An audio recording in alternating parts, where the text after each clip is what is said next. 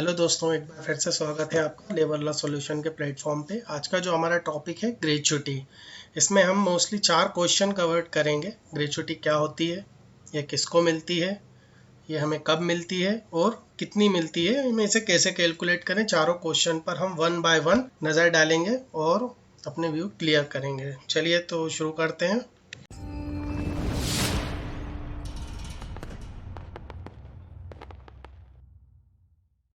First point हमारा है what is gratuity. Gratuity का हिंदी में अर्थ होता है उपहार, जो कि एक एम्प्लॉयर द्वारा अपने एम्प्लॉय को लगातार सर्विस के बदले प्रदान की जाती है। अब उपहार से मतलब ये नहीं है कि ये उपहार है तो ये स्वैच्छिक है, एम्प्लॉयर चाहे तो दे चाहे तो नहीं दे, ऐसा नहीं है।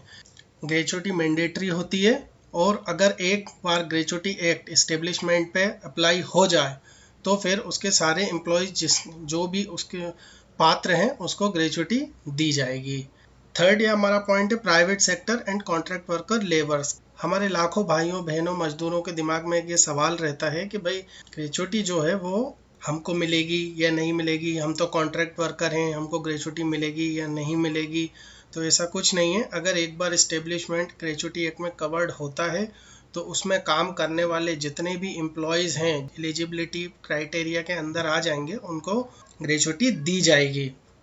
अब इसमें कौन एलिजिबल होता है, कब एलिजिबल होता है, चलिए देखते हैं। हमारा सेकंड पॉइंट है who are eligible. Establishment factory where 10 or more person are employed on any day in the preceding 12 month. इसका मतलब है कोई भी ऐसा संस्थान या फैक्ट्री जहां 10 या 10 से ज़्यादा लोगों ने पिछले 12 माह के दौरान किसी भी दिन काम किया है तो उस पर यह एक्ट अप्लाई हो जाता है। अब इस एक्ट की खास बात है कि ग्रेच्युटी एक्ट, एक बार ये एक्ट अप्लाई हो गया तो फिर भले ही उनका एम्प्लॉय काउंट 10 से कम हो जाए, ये एक्ट उन पर ऑलवेज एप्लीकेबल रहेगा और इसमें जो भी बंदे कवर्ड होंगे उनको उन्हें ग्रेच्युटी देनी होगी। ये तो हो गई इस्टेब्लिशमेंट। अब एक बार इस्टेब्लिशमेंट जब ग्रेच्युटी एक्ट में कवर हो गया तो एम्प्लॉय कब कवर होगा, तो इसका है जो सेकंड पॉइंट है, तो वह एम्प्लॉय ग्रेच्युटी के पात्र होते हैं जिन्होंने लगातार 5 साल अनइंटरप्टेड सर्विस की हो, मतलब पूरी कर ली हो। अब अनइंटरप्टेड सर्विस से आपका क्या मतलब है वो समझाता हूँ। चलिए, अनइंटरप्टेड सर्विस से हमारा मतलब है कि बिना रुके मतलब बीच में ऐसा नहीं है भाई 3 साल किया फिर 6 महीने के लिए छोड़ दिया, फिर से 4 साल किया और जब जॉब छोड़ा तो अपने एम्प्लॉयर से बोला भाई मुझे 7 साल हो गए, आप मुझे ग्रेच्युटी दे दो। तो ऐसा बिल्कुल नहीं है। आपकी जो जॉब है, वो जो नौकरी है, वो लगातार 5 साल तक की होनी चाहिए। हाँ, इसमें कुछ इंटरप्शन है जो अलाउ है, जैसे डिसेबलमेंट से जो मतलब है वह ऐसा है कि मान लीजिए आप फैक्ट्री में हैं और उसमें काम करते हैं और वहाँ पे कोई एक्सीडेंट हो जाता है जिसकी वजह से आप इंजर्ड हो जाते हैं। इसमें ध्यान देने वाली बात यह है कि डिसेबलमेंट ऐसा नहीं आप कोई भी डिसेबलमेंट हो गए। डिसेबलमेंट से मतलब जो काम आप पहले कर सकते थे और उस एक्सीडेंट के बाद आप डिसेबल्ड हो गए पर अब वह काम नहीं कर सकते, तो आप इसमें डिसेबलमेंट माने जाएंगे और आपकी सर्विस भी लगातार मानी जाएगी, उसको बीच बीच में रुका हुआ नहीं माना जाएगा। अब मैटरनिटी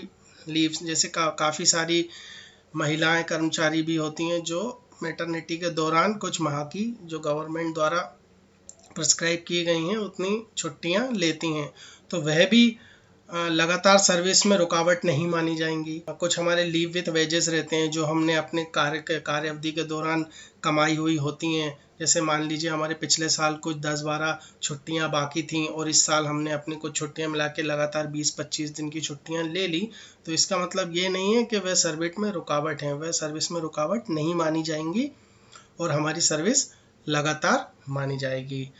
अब मान लीजिए भाई किसी बंदे ने 4 साल नौकरी की है और उसके बाद 5वां साल उसने कंप्लीट नहीं किया, तो कैसे पता करेंगे कि वो एप्लीकेबल है या नहीं है। तो अब हम देखेंगे कि लगातार पिछले 12 जिस दिन उसका आखिरी दिन था उससे पिछले 12 माह के दौरान उसने कितने दिन उस साल में काम किया है। अगर उसने 240 दिन काम किया है तो उसको 1 साल ही माना जाएगा और वह ग्रेचुटी पात्र होगा। अब ये 240 दिन की जो कंडीशन है ये भी उस केस में है जब हमारा जो इस्टेब्लिशमेंट है वो हफ्ते में 6 दिन कार्य करता है। मतलब मान लेते हैं हम संडे छुट्टी रहती है और मंडे से सैटरडे वहाँ पे काम होता है। अगर वहाँ पे 6 दिन काम होता है तो हमारे 240 दिन देखे जाएंगे। अगर ये कंप्लीट होते हैं तो हम ग्रेचुटी के 5वां साल इसे माना जाएगा और हम पात्र होंगे, अन्यथा हम अपात्र हो जाएंगे ग्रेचुटी से और हमें ग्रेचुटी नहीं मिलेगी, नॉट एलिजिबल हो जाएंगे। 190 डेज की भी इसमें कंडीशन है। अगर हमारा एस्टेब्लिशमेंट जो है वो 5 दिन वर्क करता है, मतलब हफ्ते में 5 दिन वर्क करता है, जैसे मोस्टली काफ़ी सारी बड़ी कंपनीज, रिप्यूटेड कंपनीज होती हैं जो सैटरडे संडे अपने कर्मचारियों को ऑफ देती हैं और 5 डेज वर्किंग करती हैं, तो उस कंडीशन में हम नौकरी के आखिरी दिन से पिछले 1 साल में देखेंगे, मतलब पिछले 12 माह में, कि उसने अगर 190 दिन काम किया है तो उसे 1 साल माना जाएगा और वह ग्रेचुटी के लिए पात्र होगा, अन्यथा वो ग्रेचुटी के लिए अपात्र हो जाएगा। अब मान लीजिए अब 5 साल लगातार सर्विस पूरी कर लिया, ग्रेचुटी के लिए पात्र हो गए हैं, तो आप ग्रेचुटी कब अप्लाई कर सकते हैं? सुपरन्युएशन पे। सुपरन्युएशन मतलब आपने कोई अपनी एज मान लीजिए 60 साल आपकी सर्विस की एज है और आप 60 साल के हो गए हैं, उसके कारण आप सुपरन्युएशन ले लिए हैं, या आप रिटायरमेंट ले लिए हैं 60 साल से पहले ही। काफ़ी सारे लोग होते हैं जो रिटायरमेंट ले लेते हैं, उन्होंने रिटायरमेंट ले लिया है या अपनी जॉब से रिज़ाइन कर दिया है, या किसी कर्मचारी की डेथ हो जाती है तो भी वह ग्रेचुटी के लिए पात्र होगा और अप्लाई कर सकता है। डिसेबलमेंट, जैसा कि मैंने आपको बताया था, during the employment which resulting unable to perform his work what he used to do, means जो उसके कार्य के दौरान हुआ हो, फैक्ट्री में हुआ हो, एम्प्लॉयमेंट इंजरी हो और उसके कारण अब वह काम नहीं कर पाता जो वह किया करता था। इनके बाद आप ग्रेचुटी के लिए अप्लाई कर सकते हैं। अब इन केस ऑफ डेथ के केस में हम देखते हैं कि भाई कर्मचारी की तो डेथ हो गई, अब जो ग्रेचुटी है वो किसे मिलेगी? तो ग्रेचुटी जो है, जो उसका नॉमिनी होगा,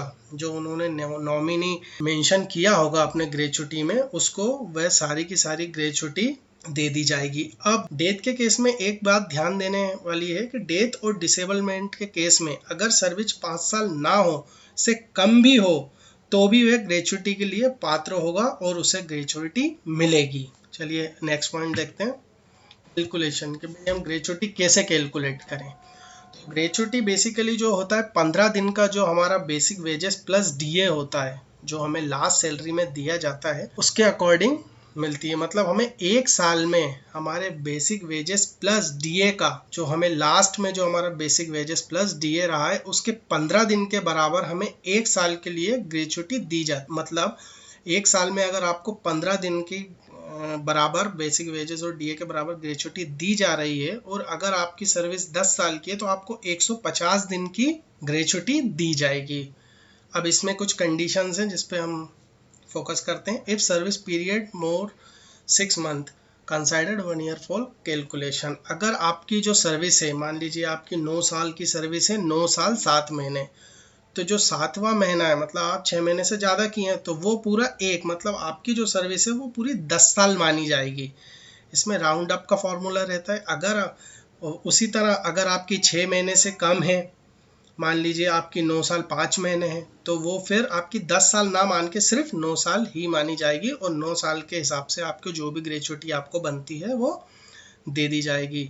हाँ, इसमें एक ये है कि भाई अगर एम्प्लॉयर चाहे तो वो आपको 10 साल की भी ग्रेचुटी दे सकता है, उसका कोई बाउंडेशन नहीं है। वो आपके ग्रेचुटी का जो अमाउंट है वो एम्प्लॉयर के ऊपर डिपेंड करता है, वो आपको हायर साइड भी दे सकता है, मतलब ज़्यादा अमाउंट भी दे सकता है, उसका कोई इशू नहीं है। चलिए फॉर्मूला देख लेते हैं। तो जो हमारा बेसिक वेजेस प्लस डीए होता है उसको हम इंटू करेंगे 15 दिन से, डिवाइड करेंगे, फिर उसे भाग देंगे 26 दिन से और फिर इसका गुणा कर देंगे हम, मतलब इंटू कर देंगे हम हमारे सर्विस ईयर से, तो हमारा जो ग्रेचुटी का अमाउंट है वो आ जाएगा। चलिए हम एग्जाम्पल देख लेते हैं। एग्जाम्पल से आपको क्लियर, आपकी जो पिक्चर है वो बिल्कुल क्लियर हो जाएगी। मान लेते हैं कि आपने जब जॉब छोड़ी तो आपका बेसिक वेजेस प्लस डीए 26,000 था और सर्विस जो थी आपकी 10 साल की थी, तो अब आपको कितनी ग्रेचुटी मिलेगी? चलिए देखते हैं। तो पहले हम एक दिन का बेसिक वेजेस प्लस डीए मतलब वेजेस निकाल लेते हैं। तो 26,000 को हम 26 से डिवाइड करेंगे तो वो 1,000 एक दिन का हमारा वेजेस आ जाता है। अब हम 15 दिन का वेजेस निकालेंगे क्योंकि हमें साल में 15 दिन की वेजेस के बराबर ग्रेचुटी दी जाती है। तो 1,000 को हम मल्टीप्लाई करेंगे 15 से, तो जो हमारा एक साल का जो ग्रेचुटी का अमाउंट है वो 15,000, मतलब हमें एक साल में 15,000। अब जबकि हमारी सर्विस 10 साल की है तो हम उसे 10 से इंटू कर देंगे सर्विस ईयर से, तो जो हमारा ग्रेचुटी का अमाउंट है वो बन रहा है 1,50,000।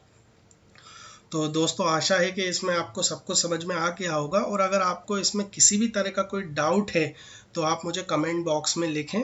मैं कोशिश करूँगा ज़्यादा से ज़्यादा आपकी समस्याओं का सॉल्व करने की और डाउट क्लियर करने की। तो थैंक यू दोस्तों, अगर आपको वीडियो पसंद आया हो तो वीडियो को लाइक करें, चैनल को सब्सक्राइब करें ताकि आने वाले वीडियो आप तक पहुंच सके, और ज़्यादा से ज़्यादा लोगों में ये शेयर करें ताकि ज़्यादा से ज़्यादा लोगों के बीच में ग्रेचुटी के बारे में जागरूकता फैल सके और लोग जान सकें। Thank you.